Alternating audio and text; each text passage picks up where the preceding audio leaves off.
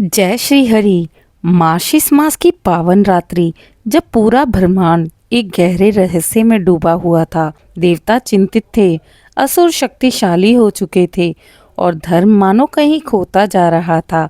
उसी दिव्य क्षण में भगवान विष्णु के तेज से प्रकट हुई थी एक अद्भुत शक्ति, जिसका प्रकाश स्वर्गलोक को आलोकित कर गया और जिसका नाम आज भी संसार के हर भक्त के हृदय में श्रद्धा से गूंजता रहा। यह केवल उपवास का दिन नहीं, यह वह तिथि है जिसने स्वयं धर्म की रक्षा के लिए जन्म लिया। मन की शुद्धि, इंद्रियों का संयम और भगवान विष्णु की अपार कृपा, सब कुछ इसी एक दिन में समाया हुआ है।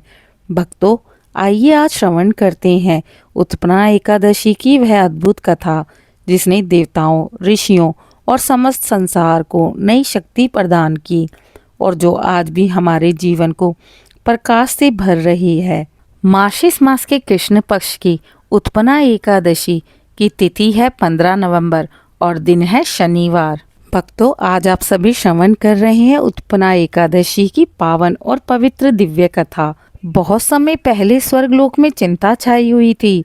देवता भयभीत थे, ऋषि मुनि चिंतित थे, क्योंकि मुर नामक एक घोर असुर अपनी शक्ति से तीनों लोकों में आतंक फैला रहा था। यज्ञ रुक चुके थे, तपस्वियों की तपस्या भंग होने लगी और मनुष्य के मन में आलस्य, क्रोध और मोह की वृद्धि होने लगी। अंत में सभी देवता भगवान विष्णु की शरण में पहुंच गए। वे विनती करते हुए बोले, प्रभु, हम आपकी शरण में हैं। मूर नामक असुर हमें अपने मोह बल से परास्त कर रहा है। भगवान विष्णु ने शांत स्वर में उत्तर दिया, देवताओं, सही समय आने दीजिए, धर्म की रक्षा अवश्य होगी। और समय बीतता चला गया। मार्गशीर्ष मास की कृष्ण पक्ष की दशमी तिथि, रात का समय, प्रकृति मानो किसी अद्भुत घटना का इंतजार कर रही थी। भगवान विष्णु योग निद्रा में थे और तभी उनके शरीर से एक अद्भुत प्रकाशमयी अलौकिक तेज प्रकट हुआ। वह तेज धीरे धीरे एक दिव्य स्त्री का रूप लेने लगा, जिसका तेज सूर्य चंद्र से भी अधिक था, जिसकी शांति हिमालय से भी स्थिर थी और जिसके नेत्रों में करुणा, सामर्थ्य दोनों का संगम था। देवताओं ने आश्चर्य से पूछा, हे देवी, आप हैं कौन? आपका ये दिव्य प्रकाश किस लिए है? वह मुस्कुराई और मधुर स्वर में बोली, मैं हूँ एकादशी, धर्म की रक्षा के लिए भगवान विष्णु की शक्ति स्वरूप प्रकट हुई हूँ।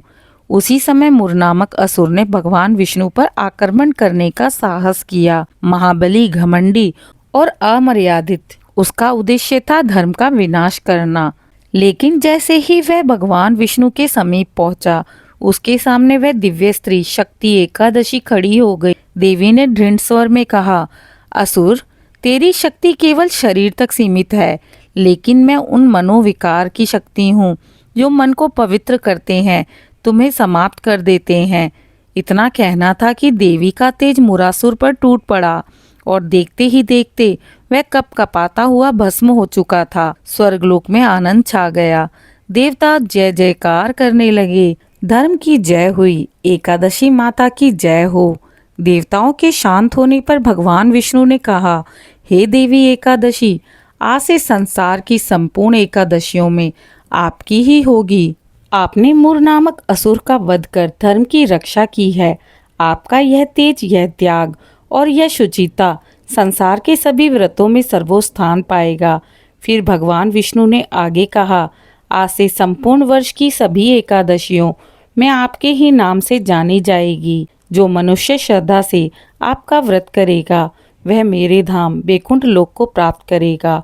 उसका मन पवित्र रहेगा और उसके जीवन से पाप, दुख और भय दूर होंगे। आपका स्मरण, आपका व्रत, आपकी उपासना सब मेरे ही समान फल देंगी।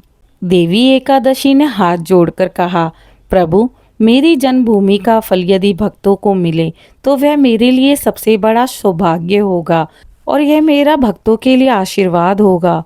भगवान विष्णु ने उनके मस्तक पर हाथ रखकर कहा, हे देवी, आप केवल तिथि नहीं, आप धर्म की शक्ति हैं, संयम की माता हैं और मेरे भक्तों को मोक्ष देने वाली पवित्र मार्गदर्शक हैं। और उसी क्षण से एकादशी केवल उपवास का दिन नहीं, बल्कि भगवान विष्णु की विशेष कृपा का माध्यम बन गई। इस तिथि को किया गया व्रत मन को शुद्ध करता है, आत्मा को प्रकाश देता है और भक्त को ईश्वर के अधिक समीप ले जाता है। हिंदू शास्त्रों में भी निहित है, जो भी मनुष्य श्रद्धा से आपका व्रत करेगा वह मन, इंद्रियों, जीवन के सारे विकारों से मुक्त होगा। उन्होंने आगे कहा, तुम्हारा व्रत मन को संयम देता है, हृदय को पवित्र करता है और साधारण मनुष्य को भी दिव्यता के पथ पर ले जाता है।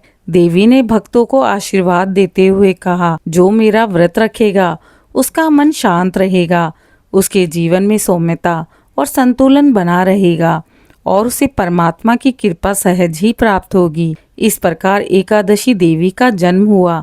यह केवल तिथि नहीं, एक शक्ति है, एक साधना है और एक आत्मशुद्धि का मार्ग है। मेरी मनोकामना है कि आप सब पर एकादशी माता की कृपा बनी रहे, आपके मन में शांति, आपके घर में समृद्धि और आपके जीवन में भगवान विष्णु का स्नेह बना रहे।